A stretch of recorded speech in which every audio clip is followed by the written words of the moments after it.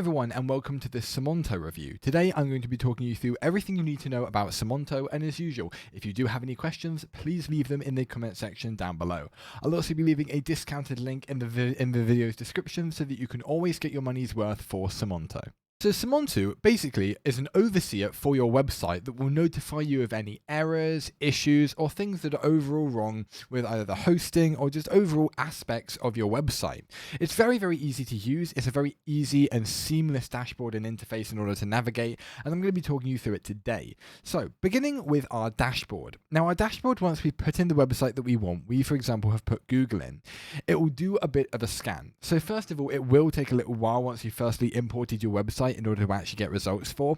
But when you do, it will firstly come up with these different things. So for example, one website waiting for the test results, waiting for the first results, a broken link scan, a mixed content scan, and also pulse checks. So there are numerous things that you can have a little look for. And once you've imported them, you can obviously view the safety, the website, all websites up and running. As you can see, Google is working. SSL certificates are all been validated successfully. And then it will look for any links on the website that might be broken or any mixed content that might not really be what you might want on them, and also pulse checks. So once you've gone through all of that, you're able to add numerous websites. If you do have more that you want to check, you can add a pulse check, and you can also add a status page. But we'll get onto these a little bit later. Moving on to events. Events is basically a big list of things that the software has done to a particular website so that you can look through everything, essentially almost like an audit log. You can look through every action that has happened, when it happened, why it happened, and things like that. So for example, account is created and ready for use. Then we started monitoring google.com for any sort of security issues, and also a monitor started for test center 3. So at the moment it's obviously running this one here, and basically we can then download these events and have a little look at them later on. Also, you can filter by what month the thing was actually done at, and also what year. It really depends on how long you've had this software for, but it's great to know. And if you do have a large list of events, and it's not just 3 things that are, for example, on mine, you're able to enter any search term, for example, a URL or an email of particular things, and filter by those specific actions and scans too. So really easy for monitoring everything that you need about what you've done on the website, what's currently in progress, and when you last scanned maybe a certain page or website. Now moving on to monitors. This is where you will have your list of every website that you've got, and 4 very simple aspects to check whether they're all functional or not. As you can see, we've only imported Google, and we have reachability is good, security certificate is also good, broken links and mixed content are still scanning, but those will appear here. And with these as well, you're able to create a monitor with a new website, go ahead and hit start, and that will then monitor all of those for another website that you might have. And also you can download a report of all of these so that you can then compare them to one another in a nice spreadsheet format. However, you can also go through and have a little look at the more in-depth aspects of it. So you have these little subcategories for each of the aspects that we saw earlier, and basically this just tells us the time that it was last tested rather than just being able to see everything.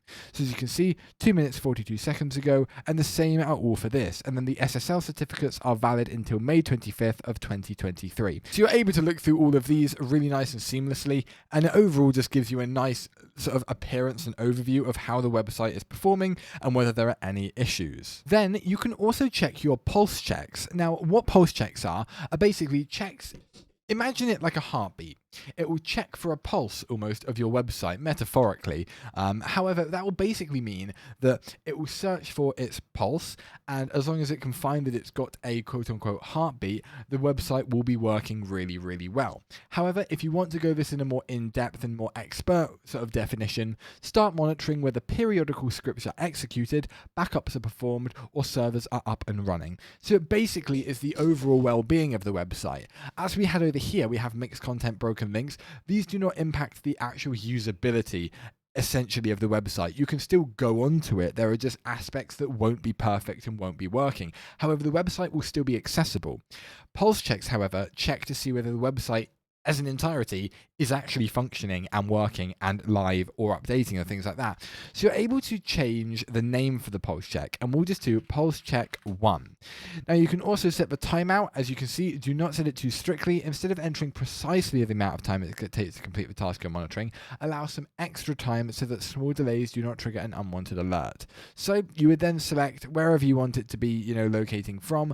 You would select maybe 15 minutes, hours, or days. We'll just maybe select 1 hour, and then you can go ahead and hit create pulse check. And then what it will do is your script should call this URL, and it will take 15 minutes for that sync to be completed. And then it will give you the status of that pulse check along with the time that the last pulse was received. So not only do you get the current status, you also get the status before that to see if there were any errors. And then you can also find the pulse checks here to have a little look back to at any history ones or any other pulse checks that you've done for specific websites as well. Notifications are basically a feature where you are able to get notified for each of the different features on the website. For example, when something is approved, maybe something isn't working, you're able to just enable or disable that if you want to. You can add notifications for reachability, all the things that we were going on earlier, even pulse checks. And basically by hitting this notification enable button, you are able to do that. And it will send you push notifications to the website and also an email notification so that even if you're not got the website up and running, you will still be able to see where the error or whether the approval has actually come from. So very, very useful.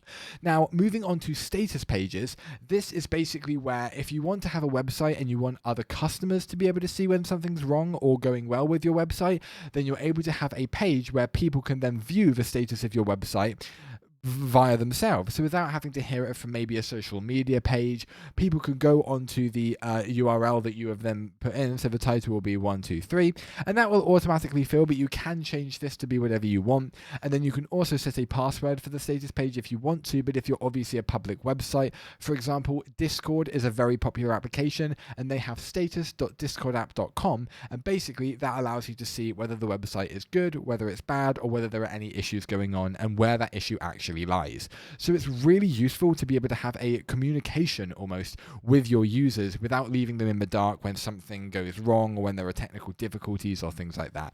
So the status pages are very useful. And then finally, you have quick test. And as it says on the tin, it's basically a very quick overview of everything that you're able to test and run. You can select what tests you actually want to run like so, and you're able to enter the URL for that specific website. Then you simply hit start to selected tests, and then it will give you, once it's completed, a rundown of whether everything's working on that website that you selected. And that is more or less it for Semonto. So now it begs the question, why would people might want to use a website like this, and would I recommend it? And we'll start off with the first question. So people might want to use Semonto because when they have a website, maybe they have technical difficulties and they have to go down for maintenance, so they want to make sure that everything's functioning. And also they want to increase that communication between them and their user base and their customers to make sure that if something does go wrong, the customers are informed. And more or less, that is the reason this website is very, very handy. You're able to monitor the effectiveness of the website, the status and the health. You're able to narrow down which bits aren't quite right and which bits are, and overall get a really good insight into how your website is performing overall.